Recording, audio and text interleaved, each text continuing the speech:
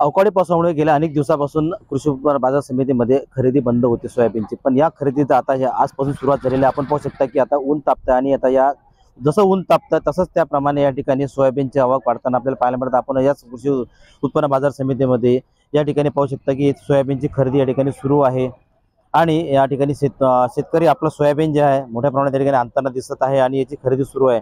गेल्या अनेक दिवसापासून या ठिकाणी सोयाबीनची आवक कमी झाली होती, कारण काय अवकाळी पावसामुळे कुठेतरी सोयाबीनची आवक कमी झाली होती। पण आता या 3-4 दिवसापासून आता सध्या ऊन चांगलं पडलं आणि त्यामुळे आता शेतकऱ्यांनी पुन्हा आपला सोयाबीन हे या ठिकाणी आणायला सुरुवात केली आहे आणि आता सोयाबीनची मोठी आवक वाढलेली आहे आणि शेतकरी या ठिकाणी आनंदी, कारण कसं की त्याच्या मालाला या ठिकाणी चांगला भाव मिळतोय आणि जे आहे की गेल्या तितक्या दिवसापासून जे आवक कमी झाली होती, पण आज या सोयाबीनला जे आहेत या आता आवक वाढली आहे, त्यामुळे आता शेतकऱ्यांना कुठेतरी याचा फायदा होताना या ठिकाणी पाहायला मिळत आहे। गणेश सोनवणे, टीव्ही 9 मराठी, अकोला।